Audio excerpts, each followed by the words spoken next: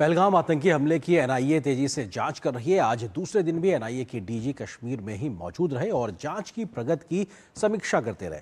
जांच एजेंसी को कई नए सुराग भी मिले हैं जिस पर जांच तेजी से आगे बढ़ रही है। इस बीच कल अपने नागरिकों के लिए दरवाजा बंद करने वाले पाकिस्तान ने अपने नागरिकों के लिए आज फिर से अटारी वाघा बॉर्डर पर दरवाजे खोल दिए, जिसके बाद अब तक 953 पाकिस्तानी नागरिक हिंदुस्तान से वापस पाकिस्तान जा चुके हैं। नियंत्रण रेखा पर पाकिस्तान की ओर से फायरिंग जारी है तो पाक की शह पर भारतीय संस्थाओं पर साइबर अटैक के प्रयास भी किए जा रहे हैं, जिसका भारतीय सेना और साइबर एक्सपर्ट्स जमकर करारा जवाब दे रहे हैं। 22 अप्रैल के पहलगाम हमले के बाद से पाकिस्तान अपनी नापाक हरकतों से बाज नहीं आ रहा है। पाकिस्तान की ओर से नियंत्रण रेखा पर लगातार सीज फायर का उल्लंघन किया जा रहा है। बीती रात भी पाकिस्तानी सेना ने जम्मू और कश्मीर के कई क्षेत्रों में बिना उकसावे के छोटे हथियारों से गोलीबारी की, जिसका भारतीय सेना के जवानों ने माकूल जवाब दिया।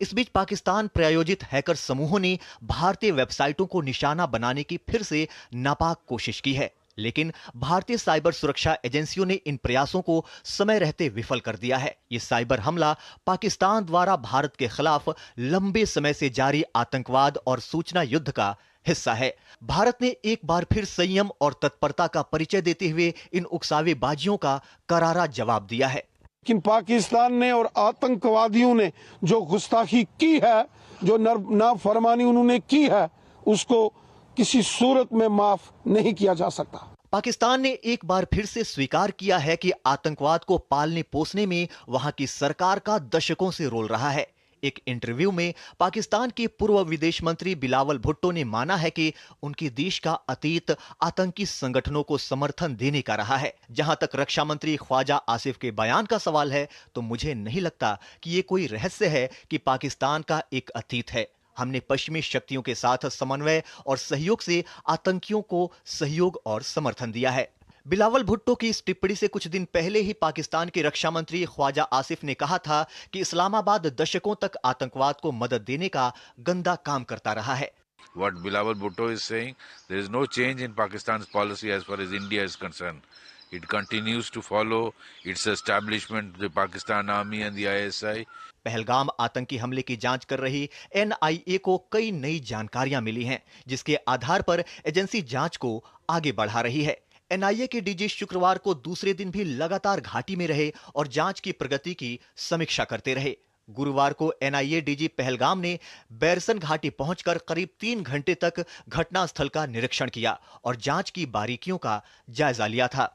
आतंकी हमले के बाद भारत ने पाकिस्तानी नागरिकों की वीजा रद्द कर दिए थे, जिसके बाद से बीते कुछ दिनों से पाकिस्तानी नागरिकों की अटारी बॉर्डर पर लाइनें लगी थीं, लेकिन पाकिस्तान ने अपने दरवाजे अपने ही नागरिकों के लिए बंद कर दिए थे।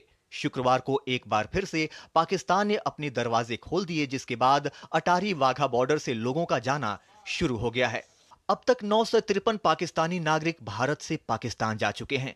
जम्मू कश्मीर से पाकिस्तान डिपोर्ट किए जा रहे 6 सदस्यों के एक परिवार की अपील पर सुप्रीम कोर्ट ने सरकार से परिवार के दस्तावेजों की जांच के लिए कहा है। जांच पूरी होने तक उनको पाकिस्तान वापस नहीं भेजा जाएगा।